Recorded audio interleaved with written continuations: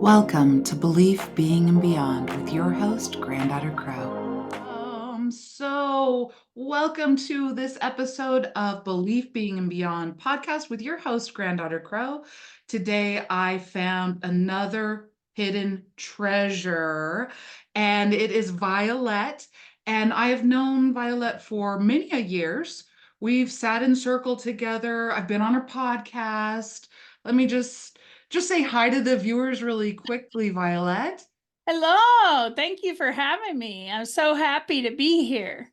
Oh, that's so sweet. That's so sweet. So, a little bit more about Vialet. She is a spiritual leader, speaker at conferences, expos, teacher, great teacher. We'll be talking a lot about that today. Definitely an author of several books and a healer, a mentor. But the biggest thing that I love about Vialet is that she sets this sacred space for individuals who are awakening to their own divine journey. She's created a sacred space in the physical dimension in Centennial, Colorado, called Discover Your Spiritual Gifts. She combines her business expertise and spiritual gifts to create a haven for individuals that are seeking their inner truth. How do you do that? Talk to us a little bit about your spiritual path and what led you to do this. I mean, I don't know if we need to get into past lives that you've been doing this every circle, every time you come around and now it's just natural or what. But tell us a little bit more about you. So, all my life, I've kind of seeked that divine connection, knowing that there was much more to this world than we can imagine, and always had my own internal belief system. My family wasn't spiritual or religious, they didn't have a form setting of beliefs. My mother was kind enough to let me kind of search and discover what worked for me. And in that journey, what I found was, you go to church and churches would split and people would get pushed out, or you would join groups or organizations and people would get pushed out. And that really didn't resonate with me. I couldn't understand why we can't all love each other and connect and have this sacred safe space where we can all come together and be who we are and be authentic. And so my journey led me to seek the truth. What is the wisdom? What is the truth? What felt right with me? What resonated with me? And then along the way, I married a wonderful man about 8 years ago. And he said, if you could do anything you wanted to do, what would you do? And I said, I'd open a spiritual center. And he's a rocket scientist that doesn't believe in any of this. And he looked at me like I had four heads of a dragon and's like, I don't know what you're talking about. I don't know what that is. And I said, I want to create a sacred, safe place where people can come together no matter what their beliefs are, no matter what resonates with them, that they can be part of community and feel like they can connect with other beings, as long as they're not hurting people or causing dysfunction, which we all see in the material world. This is a safe place for them to come and say, hey, I see things. Hey, I hear things. Hey, I feel things, because I don't feel like there's a lot of places in the world where you can be authentic and be yourself and share your experiences and not have people look at you strangely of, what are you talking about and what is that about? Because I find that many of us don't even have family that believe in the same things that we do, or friends, or community, or people at work. And we need that safe place to be able to talk and share who we are. Yes. So, And you are so right that there needs to be that safe haven of people authentically coming together, and as long as they're not causing harm or disruption, like you said, but to be able to like be all types. And I have been down to your shop. The design, wherever you hold space, the design is like, oh, here is a fairy room, here is a dragon room, here is all of these different vibrational expressions. Can you tell me a little bit about how you came about that idea? I think it's wonderful. Well, I think a lot of it is I don't think we understand. We think that, fairies and dragons are part of these children's stories or myths or fantasies, but that they don't exist. And they do exist. They may not exist in this physical realm, but they exist and they want to support us. And we used to walk with all of these elemental beings as physical beings once upon a time until we hunted them, did harm to them, hurt them. And like anyone else, if it's not safe, they're going to go somewhere else where it is safe. And we can still connect to these beautiful beings that support us and help us have, a beautiful life. I mean, our dragons support portals to other dimensions. They support the ley lines. They make sure that we're protected here.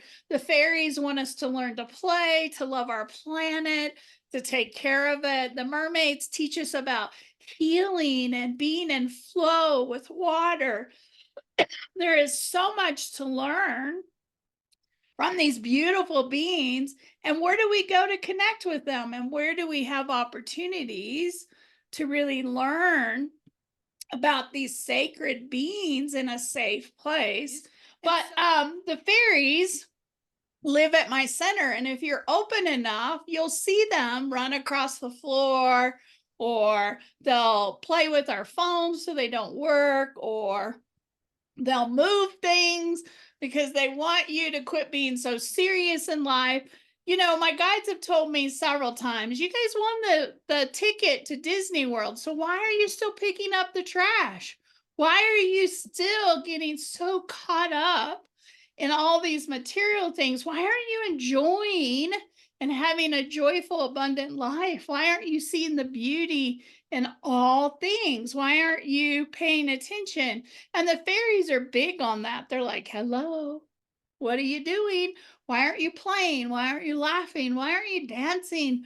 Why aren't you finding joy in your life? So the elementals are a big part. And I've started this year teaching classes on the elementals, because the other piece of this that I believe our soul is made up of lots of different elements, and it resonates with these elementals. So, have you ever met someone that's just kind of all over the place, and they have a hard time focusing and they're just kind of scattered? Well, that's a fairy. They have fairy energy as part of them. Or have you met someone that's very loyal and protective and very grounded and very solid? Well, that's a dragon. And so I find that everyone resonates or is drawn to these elements, and we have different pieces of all of them within us. That's our growth, our evolution. But we resonate with one of these more than the others. So people that hang out with me a lot, they get to know me and they're like, okay, Violet, what am I? What am I? Oh, you're a genie. Well, what type of genie? Well, you're an air genie, or you're a water genie, or you're a fairy, or you're an elf, or you're a gnome. We have these elements, and when we really start connecting, it helps us understand some of the challenges and blessings that we have in this life, because they align with these elementals that are great teachers and healers and guides for all of us. So I love playing with the elements. Oh, well said. I mean, I think that that's so amazing. I too play with the elementals. I'm Granddaughter Crow. Really, a lot of people know me because of the shamanism and working with the natural world and Mother Earth. But that comes with that's the elementals are those unseen beings. When you said that, you have a safe haven for people seeking their inner truth, you're not just talking about humans. You're talking about a safe haven for the fairies, for the dragons, for the gnomes, for the dwarves. Yeah, that's just such a brilliant concept. Another thing that I really would love to share with the audience is something that is something that is very real. We don't talk about it a lot. And it's not widely advertised, but it's the mystery school. And you've been working on this for a long time and rolled it out for, it's been years now. So, what is a mystery school? You have the Sacred Temple Mystery School path. Like, speak to us, like, if I've never heard of a mystery school, what is a mystery school? Because that's a mystery. So school me. I love that. So those that believe, and I always tell people what resonates in your heart, what I teach or what I tell, if it resonates with you, take it with you and run with it. If it doesn't, lay it to the side, because what I find is you may pick it up in a couple years, you may pick it up down the road, it may resonate with you later. This may not be the right time. So my belief is once upon a time on this planet, there were two groups. There was Atlantis and Lemuria, and those were ancient civilizations that existed on our planet a long time ago. And Atlantis was about using crystals and evolutional information to power things and to learn about things. And Lemuria was very much about the mind and connecting to earth and being very connected and natural. And somewhere along the line, Atlantis decided that they wanted to be the power over all the groups and civilizations. And Lemuria said, we're not doing that. And they went to war. And when they did that, the beautiful divine beings that love and support us and guide us every day saw that the future was they were going to end up fighting and destroying each other. And they had all this ancient wisdom and universal teachings that they were using to grow their civilizations, their groups. And so before the destruction happened, the divine beings took all that information that had been taught and scattered it along the planet. And so the shamanic teachings went to America. The healing teachings went to Japan. The magical teachings went to Egypt, and so on and so forth. And so what they did was took the knowledge and wisdom and scattered it everywhere. So nobody had all of it. Nobody had all that was known. And then somewhere along the way, the mystery schools were developed and they came out. And in the beginning, the mystery schools were very private. You didn't know that they existed unless somebody tapped you on the shoulder and said, "Hey, Tom, I really want you to think about being initiated in the mystery schools and learning these ancient teachings." What that came down to is Walt Disney was an initiate of the mystery schools. All the old children's movies have authentic universal truth in them. Now, like everything that we have, it can be positive, light, it can be negative, dark. Dark is what we call it, which is really disharmony, or light, which means we're in harmony. So another thing to understand is Adolf Hitler was also initiate of the mystery schools. He had the teachings, and so he used those teachings to gain power in a negative way instead of like Walt Disney in a positive way. So most of the time, people that had money or influence were the ones that got tapped on the shoulder and said, "Hey, do you want to come and study with us?" Now, these teachings have been hidden and passed down orally to initiates, people with gifts, intuitive gifts, mystics, prophets were part of these teachings and learnings. If you go back to ancient time, you'll see lots of groups that had pieces of all these teachings. In the current time, there is a belief that it's time for everybody to have access that is willing to learn that. And as a seeker, I've always been a seeker of truth and love to take classes, right? So I went through a time period called the Dark Night of the Soul, where I spent 4 or 5 years wandering, trying to find change, find out who I was. And if you've ever asked, "Who are you? I want to know my truth," be careful with that question because the universe is going to wipe the slate clean of everything that you have and know. And you're going to keep wanting to go back to what's familiar because you know that. And the universe is going, "No, no, you can't do that." So for 4 years, I sought the truth of who I was. And I got lucky and found a mystery school. I first started studying in a spiritual camp in Casadega, which gave me very high teachings. Then I found a mystery school and I studied for several years. And I didn't feel like I was the appropriate one to teach those teachings. And so for a long time, I pulled out and I'd have people come to me and go, "You need to teach us, you need to share." And I'd be like, "No, no, I don't feel right doing this. I'm not sure that's my calling." And then one day, Lord Melchizedek and Archangel Metatron came to me in a meditation and said, "You will have a mystery school. You will teach what you have learned because that is your contract. That's what you came here to do. This will be the knowledge that you gained along your spiritual journey, as well as what you learned through channeling and through meditation." And so I created my school about 7 years ago. It continues to evolve and grow. We've had 9 to 10 groups go through what I call sacred priesthood, where people are initiated into the order of Melchizedek as a sacred priestess or priest.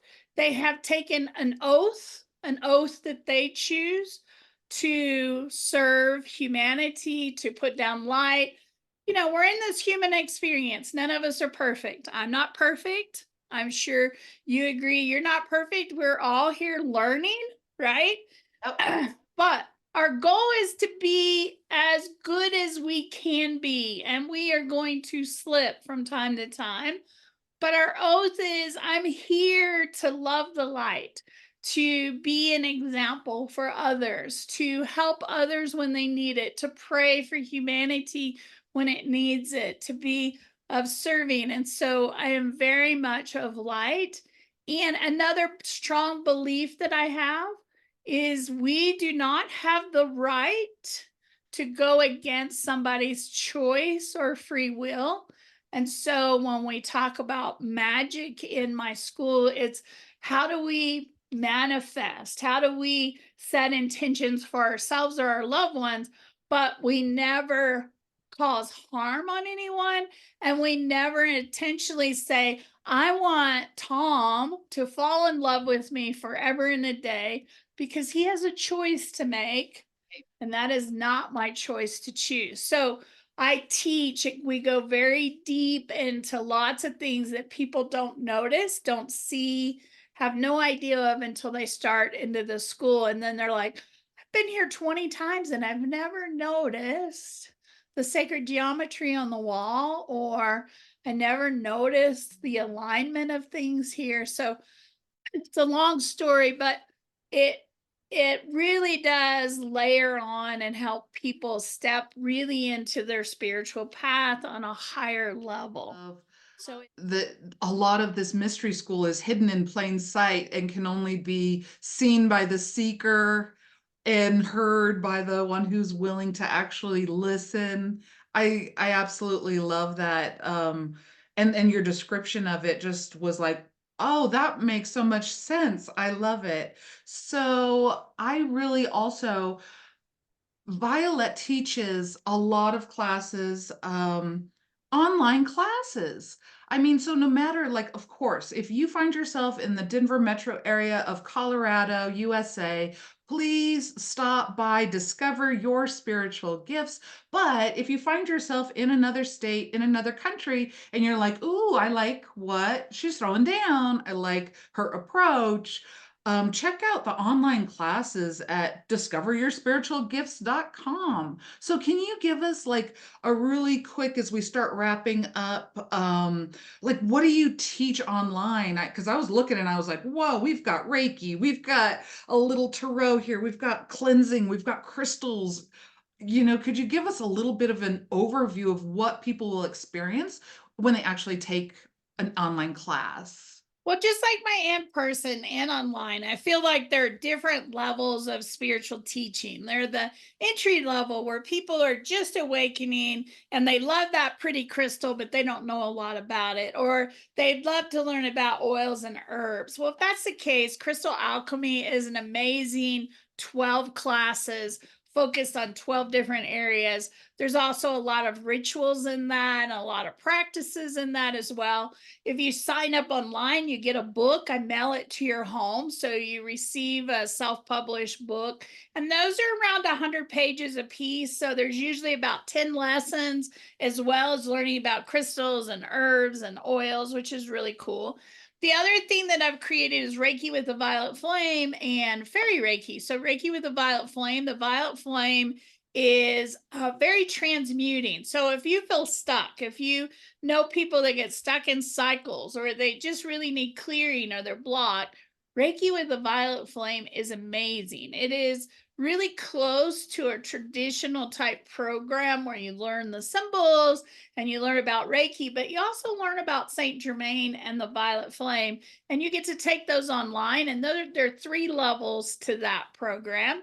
And then we also have Fairy Reiki, because a lot of us have inner child healing, inner child wounds, wounds and trauma. And those are hard for people to kind of release, face. We don't want to face that sadness or hardship again. And the fairies heal in a very playful, fun way. So it allows people to relax and kind of lean into something fun. And then you learn about fairies and fairy dust and fairy circles and what types of fairies. So fairy Reiki is really cool. Eventually, my mystery schools in the next year or so are also going to be offered as an online program where a person can take the educational piece and then they'll travel in 1 or 2 months during that program. The 1 month that they travel in will be playing in the apothecary, learning bath salt mixtures and fairy dust and how to do candles and how to do all the hands-on stuff. And then they'll come back and do a ceremony and have their graduation. So I am working towards putting some of those programs online as well in the future. I am rewriting those books and up leveling it to a whole new level. That's what I'm working on right now. So Spirit's pushing me really hard to get this online so that people can take it from anywhere and learn from the mystery school teaching. So that's my goal in the next year. But I have lots of things online that you can take, my tarot class and all of that. So I'm really excited about some of that. I absolutely love it. So once again, discoveryourspiritualgifts.com. Check out this what she's doing, the community. I mean, even just perusing the website brings this uplift, this feeling. I mean, it's a beautiful, beautiful thing. So in wrapping up, I just want to say thank you so much for being here and for sharing those esoteric mystery schools and shedding light on that. I really appreciate you. Oh, well, thank you so much for inviting me. You know, I love you. I used to come and see you a lot when we did in person stuff, and then COVID hit, and I think we all went down a different journey. But I absolutely love what you're doing. You have taught me a lot as well, and working with you. You know, one of the things that you do and say is I set my ego outside of this space, and I love that when you do sessions, because how true is that? So I honor you for that, because I now use that as well, right? Because I think that's so important. So you've been a teacher for me along my journey. So thank you for what you do for the world. You make me so warm. Thank you so much. Well, we're definitely going to have you come back, especially in the year or so when you actually get the mystery school on up online, and we'll have you back if you would love to. I Oh, love I would love to. doing things with you. So thank you, thank you, thank you, and thank you for listening, watching, and like, subscribe, and share it with anybody who you think is going to enjoy this information. Thanks for watching another episode of Belief, Being, and Beyond with your host, Granddaughter Crow. Have a good one. Love ya. See you on the flippity flip.